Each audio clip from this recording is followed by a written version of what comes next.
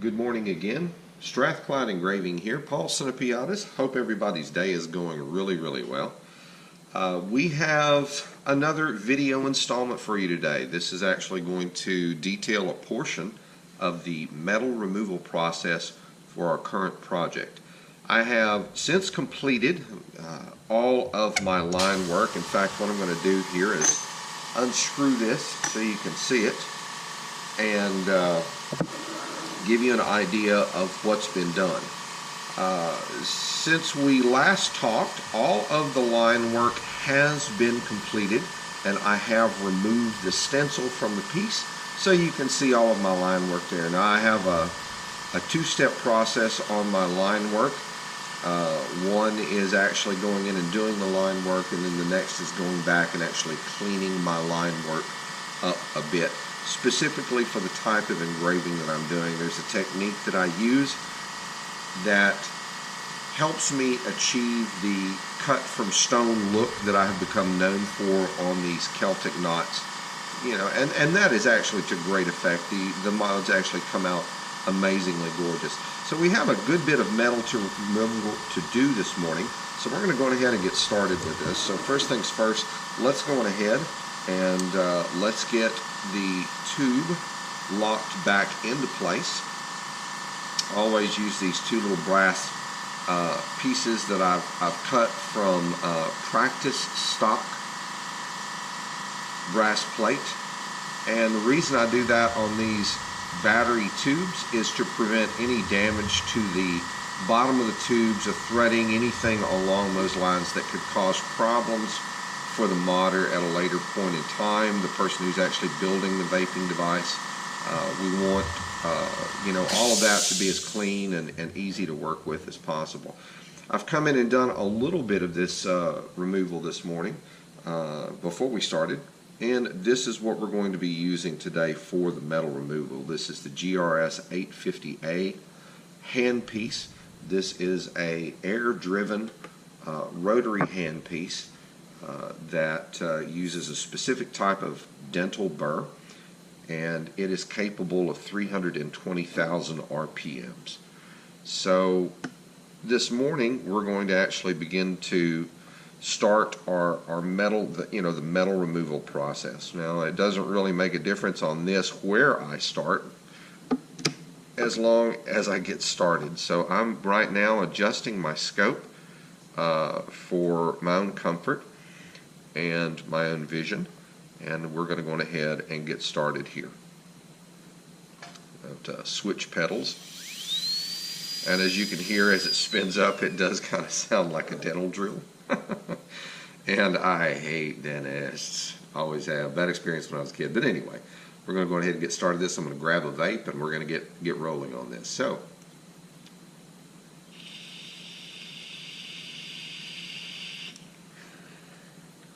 there are some styles of engraving which do not require a lot of metal removal, but this piece in particular does. Most of the Celtic knot work that I do also requires metal removal. So one of the things that I have to do is be very careful as I start doing this to ensure that I'm not getting into areas that I don't need to remove metal from. In other words, I'm leaving my functional design elements intact. So I'm going to go ahead and get started here on this. Start down here at the very bottom, and this is kind of like a bit of a slow, laborious process. It is time consuming. And one of the things that is very important where this is concerned is to maintain at all times very good control of the ball burr that you are using to remove metal with. I tend to pull towards me when I do this metal removal, and there is a solid reason why. The burr is actually spinning in this direction. It's spinning away from me. So as I place this down, I'm immediately starting to cut. At lower speeds, if I'm not careful, what can happen is the teeth on the ball burr can grab, and it will actually tractor up the piece. Now, if it tractors up in a negative design area, it's really not an issue. But if it tractors up and leaves marks along the functional design element lines, it creates kind of an unsightly look. So maintaining control of your ball burr through this process is very, very important. Small measured strokes, think about what you're doing, watch what you're doing, and usually it will come together without any problem. I use this particular handpiece for all of my major metal removal, simply because it is the fastest and the most efficient of the two handpieces that I have, especially considering the RPMs that this thing is capable of.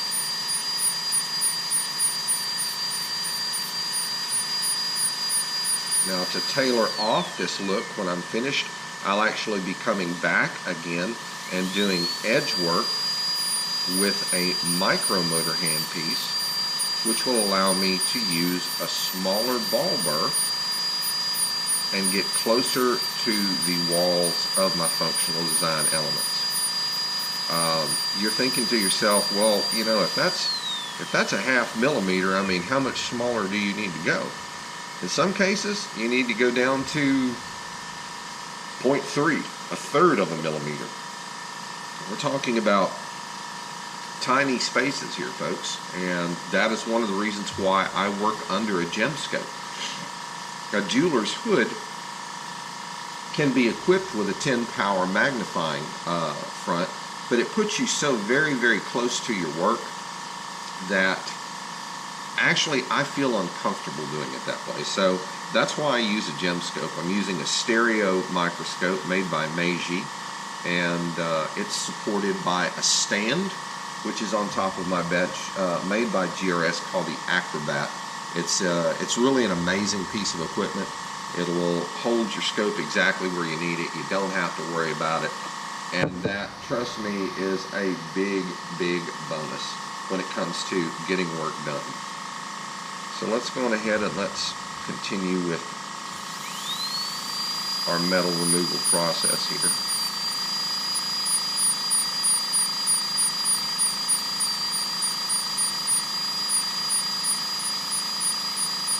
And as I remove this metal,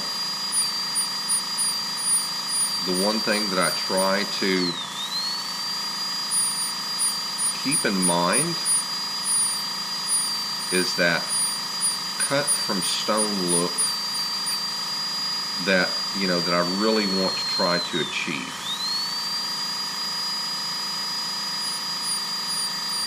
So it's not just basic and simple metal removal. There's also some texturing that goes on here.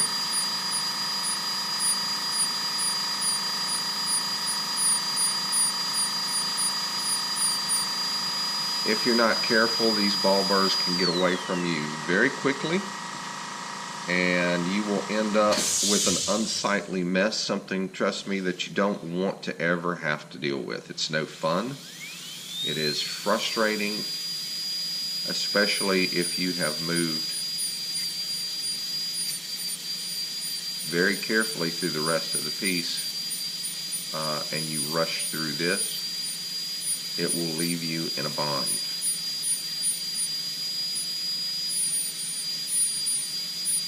So one of the things I try to do with this process is move as slowly as I possibly can, so that I can maintain control of this ball burr.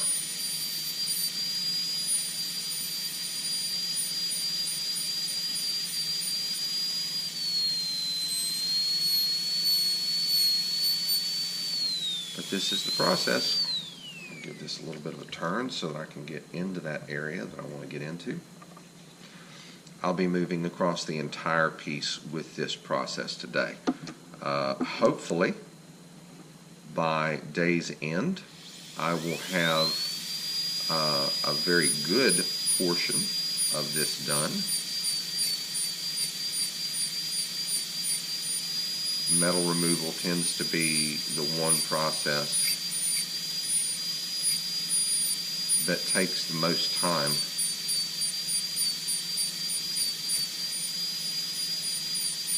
Out of all of it. Traditionally, metal is removed with a 105-degree graver. It is cut away one stroke at a time.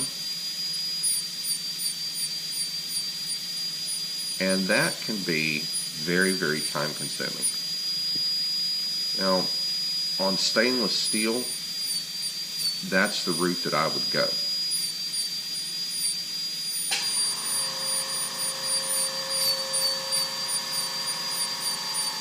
But considering how soft and easy to work with this mokume is, brass, copper, two metals,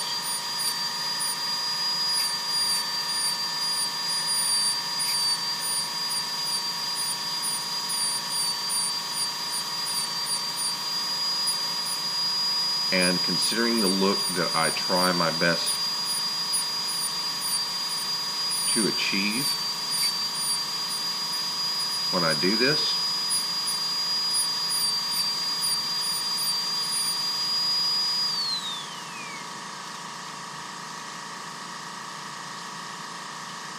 going straight in with the burr actually makes a good bit of difference for me.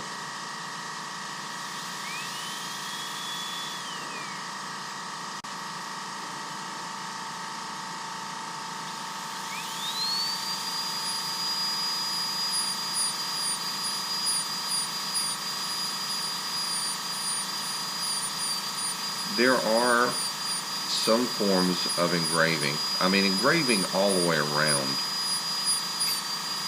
you are removing metal, okay? That's just bottom line, one line at a time.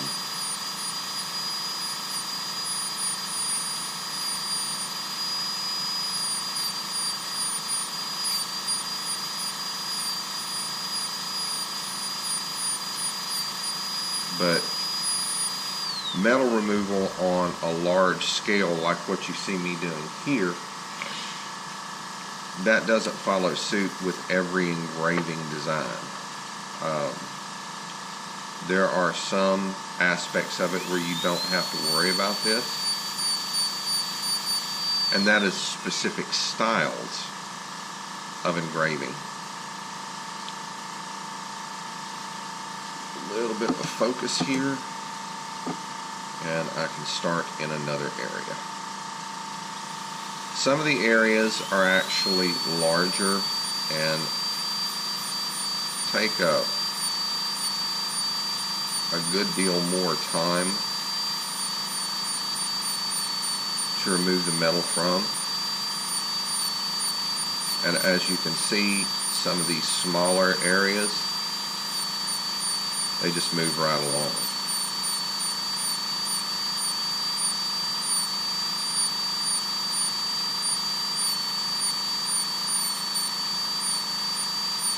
But again, maintaining control of the tool while you're doing this is very, very, very important.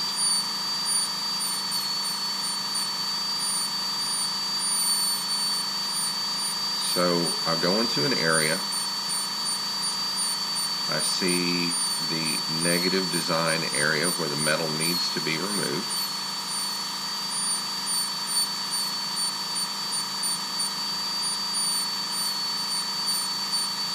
And I go in and do my best to remove that metal.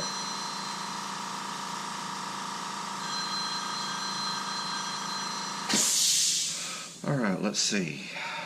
I've got another area here that I can get into. So I'm going to go on ahead and jump into it and get it taken care of.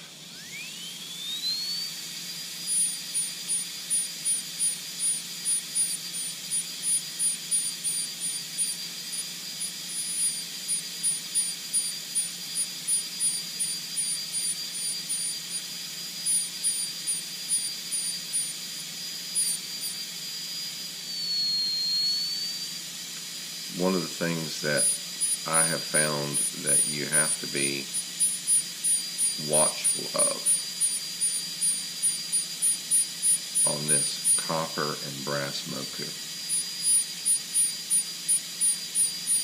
Again, copper is a pure metal. Brass is an alloy. Copper weapons were used before brass was discovered, which, if I'm not mistaken, is copper and tin.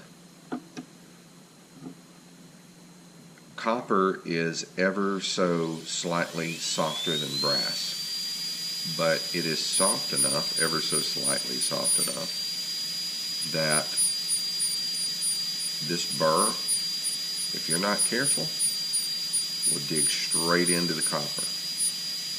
So what you have to do is just kind of small measured strokes, pulling back towards you, keeping a, as best an eye on, best eye you've got on your progress. Short measured strokes, and keep that burr moving, because otherwise you end up with these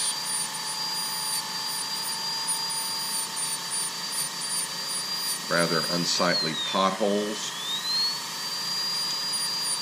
that you end up removing more metal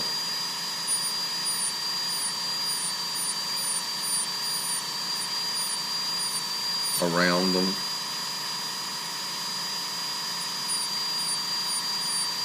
That you really don't want to have to remove.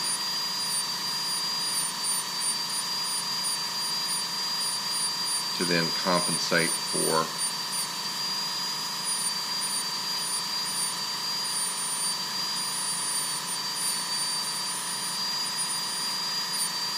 the hole you dug with the burr.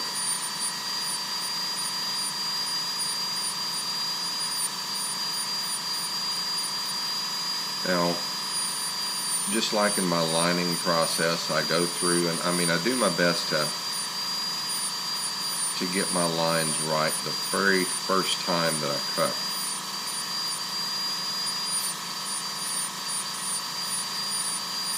If not, you can go back and within reason you can clean them up. There are times, however, that cleanup is not as easy and is not as forthcoming as you would like it to be, so you end up in a bit of a bind.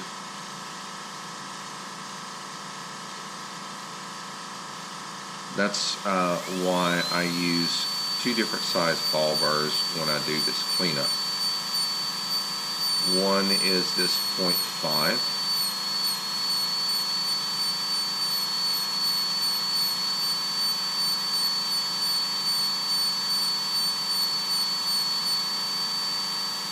Which is for most of my, I guess you could say, my coarse work, the major part of the metal removal.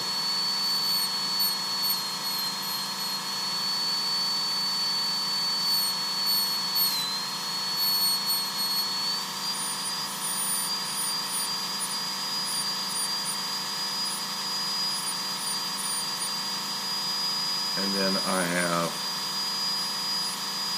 the micromotor handpiece, which will allow me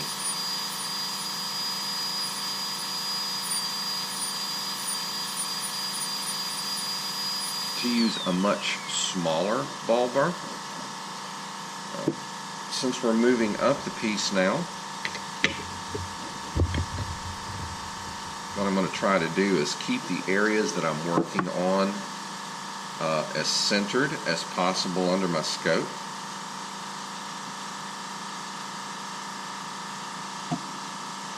This way, constantly have a good view of what I'm working on, and that's very, very important. All right. Compressor cycles a lot more often, needless to say, when you are doing this.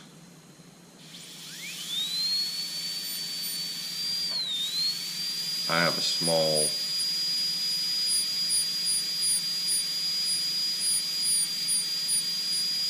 5-gallon compressor.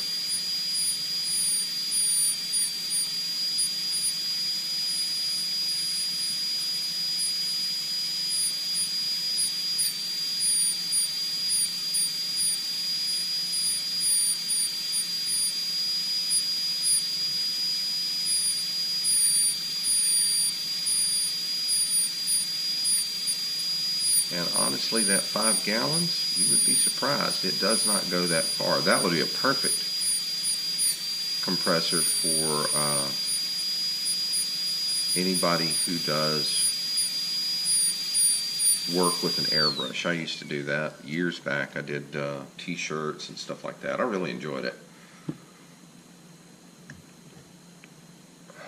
Alright, let's see. Got a negative design area here along the side that I'm going to go on ahead and get knocked out. But not before I grab a good vape.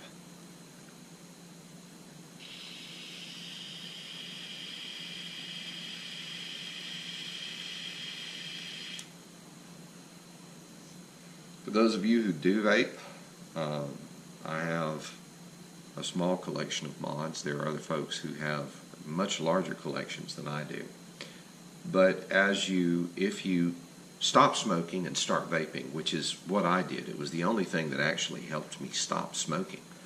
I tried the patch, I tried the gum, I tried Shantix, I tried hypnosis, I tried cold turkey, I tried everything and just could not get off tobacco. Vaping was the only thing that worked for me.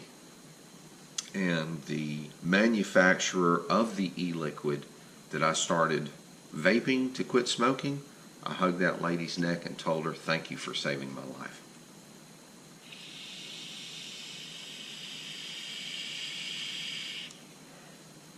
All right, let's keep moving here.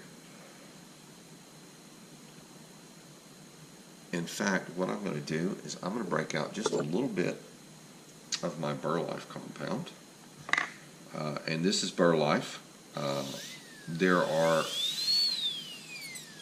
There's a number of different brands out there that vary in color. The color really doesn't make any difference. I think it's just whatever color that the folks who are producing it decided they wanted to make it.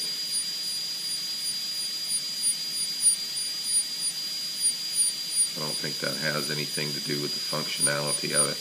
But what this Burlife compound does is it helps lubricate the burr while you're cutting.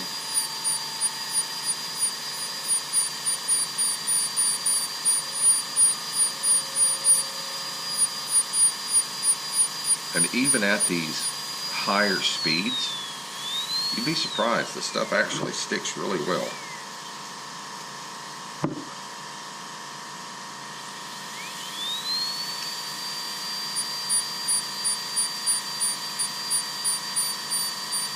It will extend the life of your burrs. So I highly recommend it.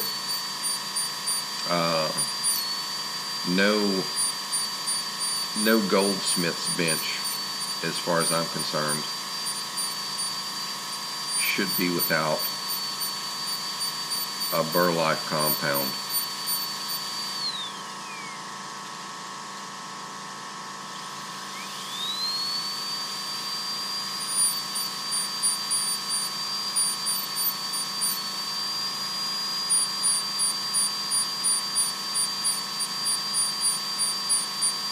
So from time to time, stop. Now with the 850A handpiece, the nice thing about it is it also, a portion of the air that it uses, it actually vents straight out the front of the piece in line with your ball burr. So a lot of the metal grindings, they end up being kind of like blasted away with air pressure from the area that you're working on, which is a blessing.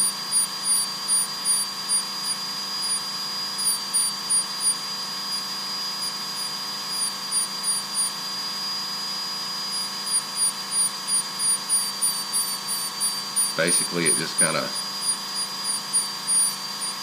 helps keep your work area clean.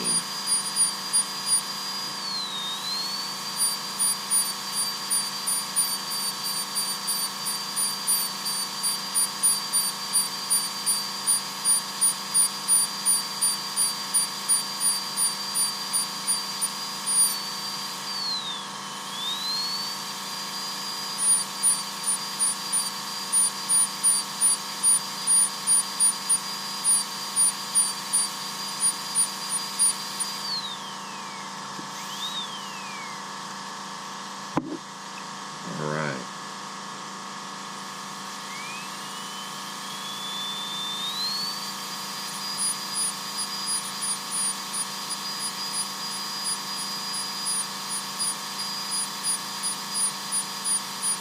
One of the things that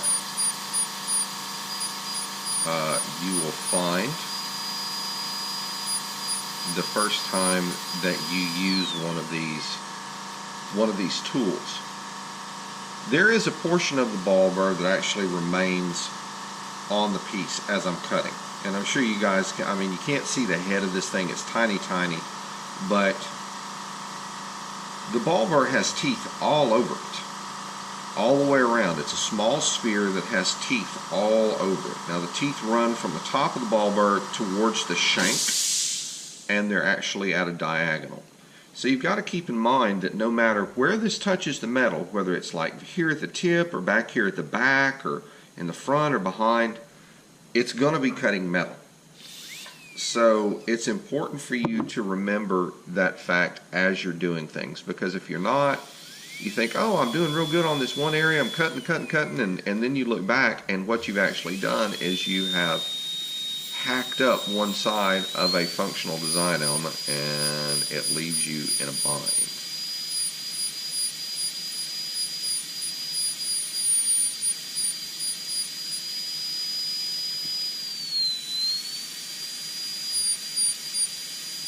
So always be aware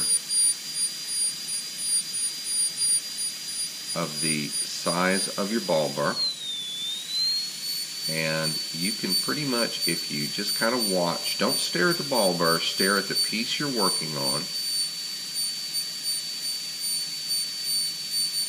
and the ball burr actually kind of becomes a blur in your vision, but you can see exactly, as you look past the ball burr, you can see exactly where it's cutting, and that becomes important to achieving the overall look that you want to try to achieve if you're going to use a textured background on your piece like I do.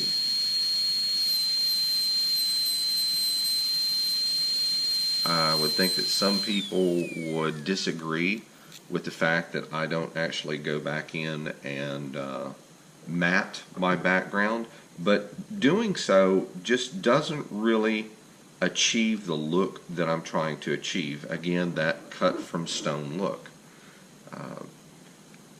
When you look at Celtic knotwork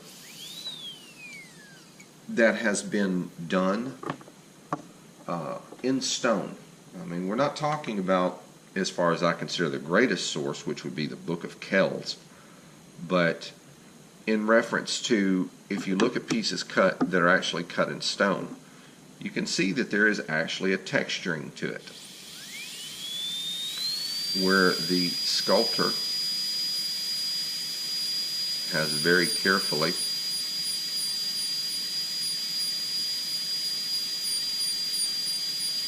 gone in and created a relief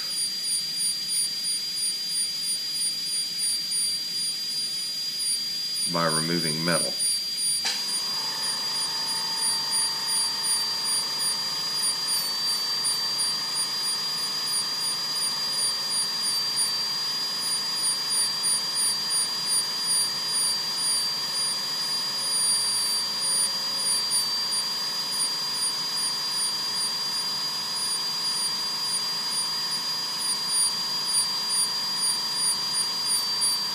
That's the same type of texturing that I strive to achieve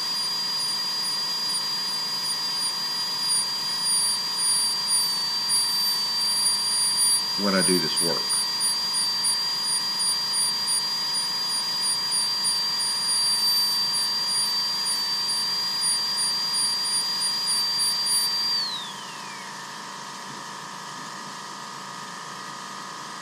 Alright, got a larger design area coming up right here along the side, so what I'm going to do is actually move this back just a touch so that I can get it directly under my view.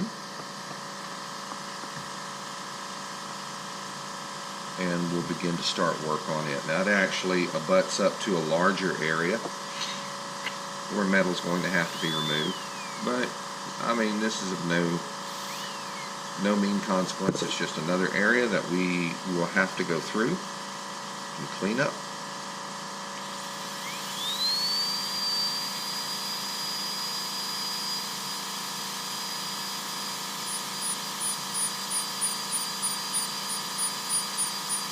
So what I'm going to do is, as far as our video today,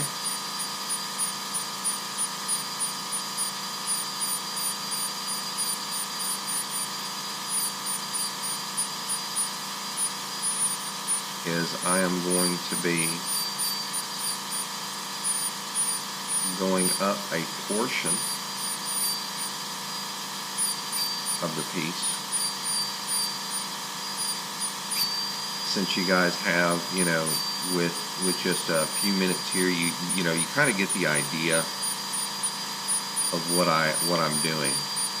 It is quite tedious.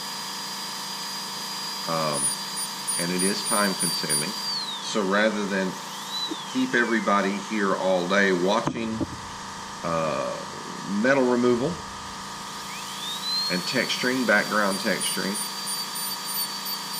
I'm going to do my best to try to keep the video within normal time constraints.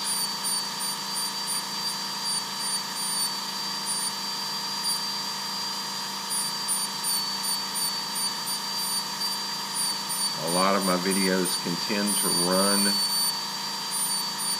into an hour, and I know that has to be tedious watching for folks who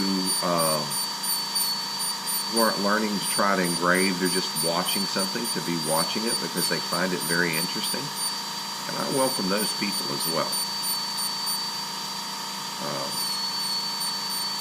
Until someone actually sits down and does a video, you really don't understand what this art form is about. And it's an amazing art form.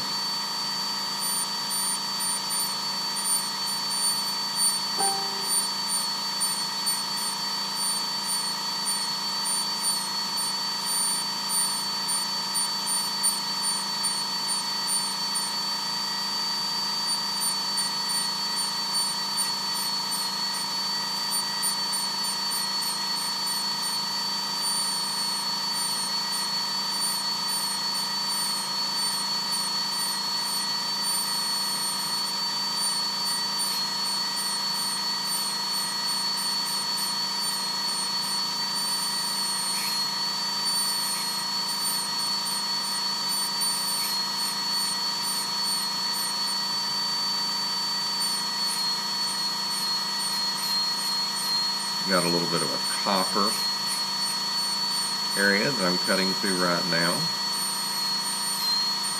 So I'm trying to go a little bit more slowly and a little bit more deliberately to do my best and achieve the texturing that I'm looking for. All right.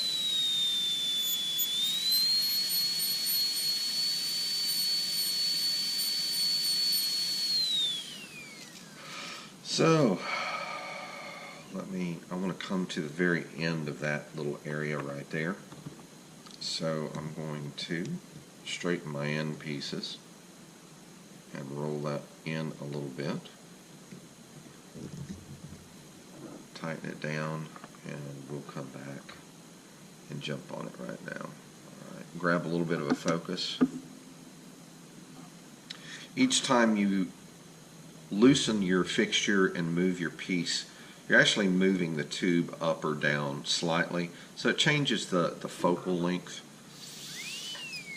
between the objective and your camera, or the objective and your lens in this case.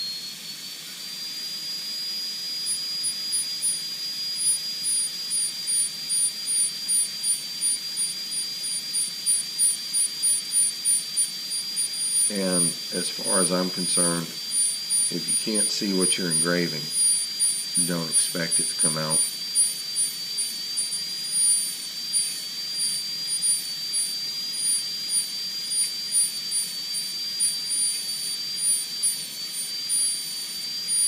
Looking good. You need to be able to see what you're cutting, see what you're grinding away.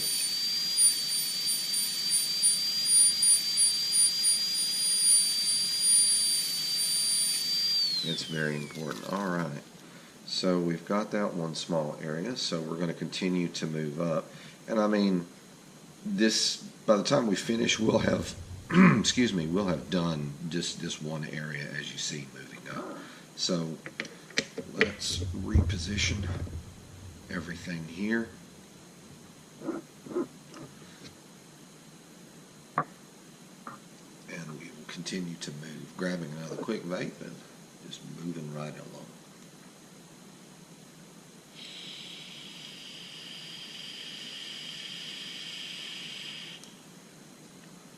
Using one of the Revision 4 billet boxes that I own. It is a RPG piebald. I'm very, very proud of it. It's a beautiful piece.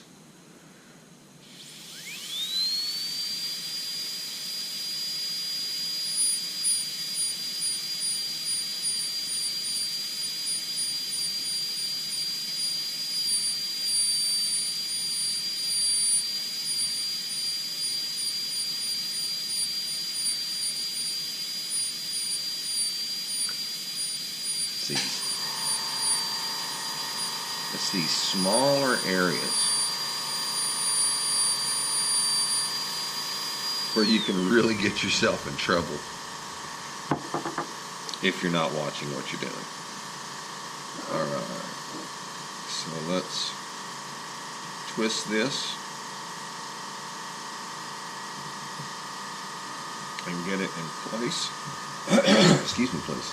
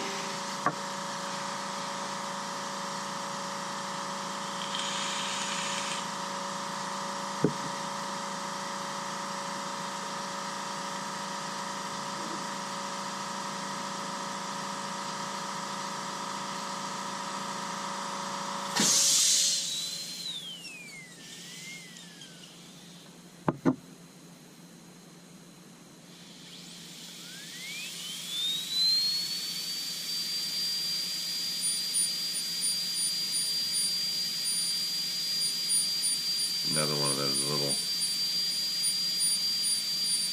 little kind of tiny areas here.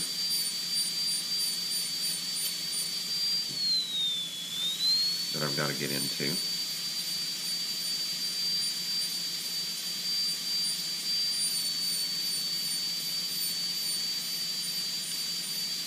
And trust me when I tell you, under the scope, this 1/2 millimeter ball burr looks like it's a mile across.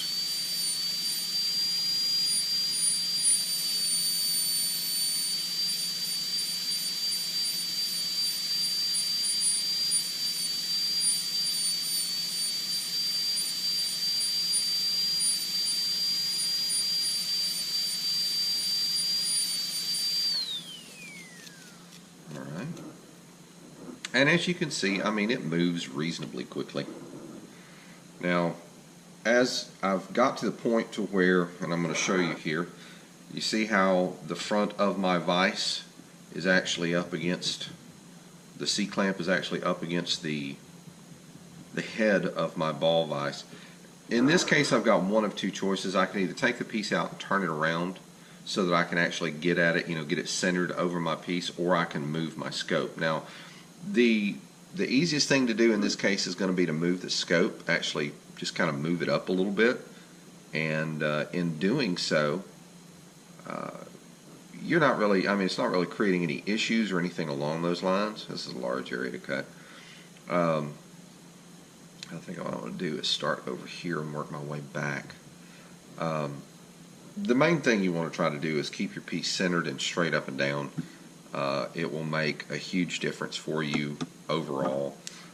Cantering it this way or that is not that big of a deal, especially when you're doing this kind of work. When you do line work, though, you definitely want the piece to try to be as straight up and down as possible. That's when you get your best line. You've got to keep in mind that most engraving, yeah, you do see engraving on rings, you see engraving on, curved surfaces on weapons, and some of the handguns that are engraved are absolutely gorgeous. But for the most part, engraving is done on a flat surface, and that's one of the reasons why the ball vise makes, adds such ease to your engraving process, because you can actually move the piece around and stay centered where you need to stay centered. In this case, it's not as important, simply because of the fact that you're not actually cutting a line, you're removing metal with a ball burr.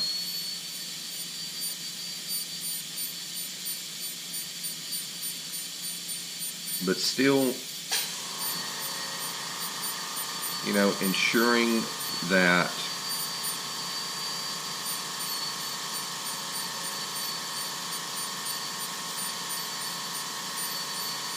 the area that you're working is facing up,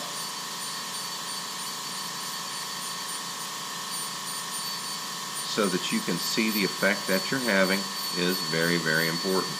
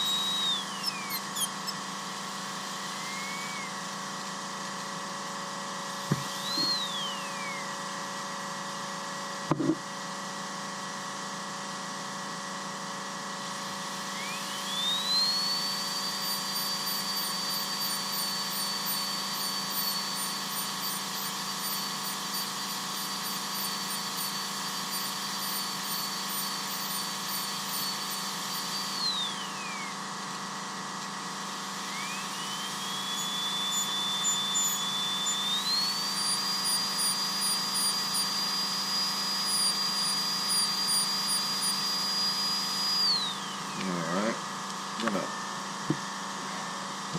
roll this piece forward a little bit.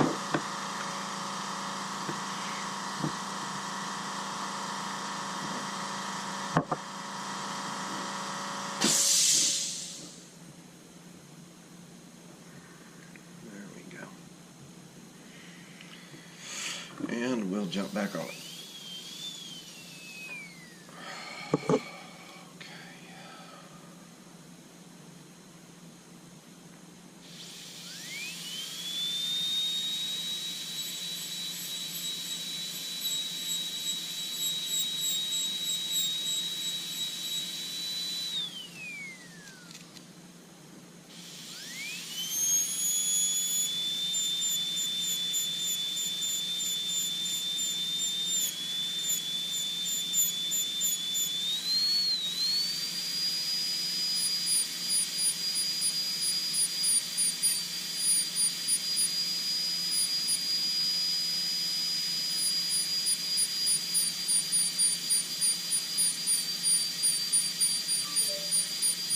I don't know about y'all, my teeth already hurt.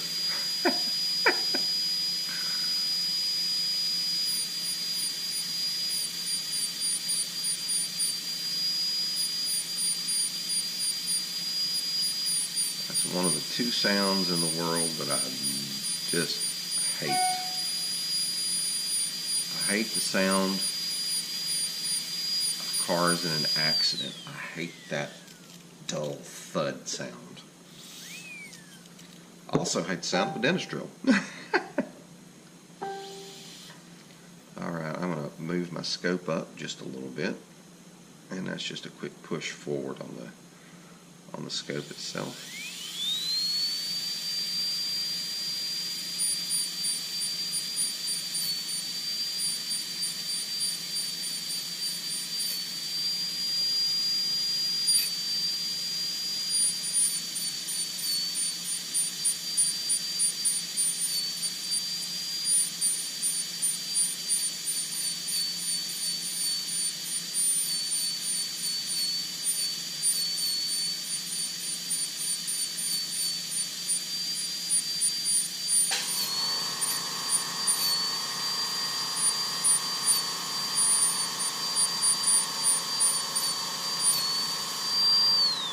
I've got one little pothole that got dug right here. Tiny little thing, but I'm going to have to go back.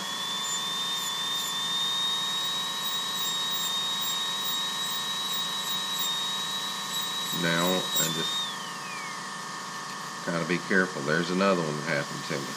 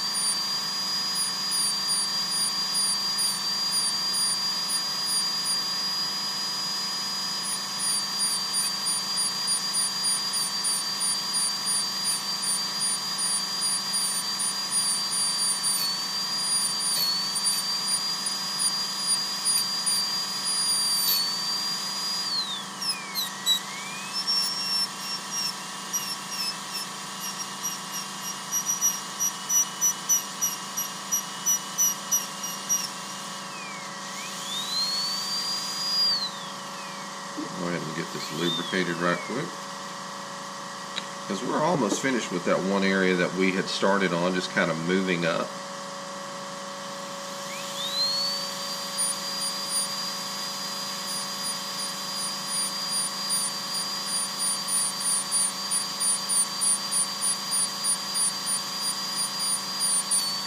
Please remember to subscribe and like on the videos that you've watched, and I will continue as I continue my engraving journey to post videos for each of you to see on the pieces that I do and give you an idea of basic engraving techniques.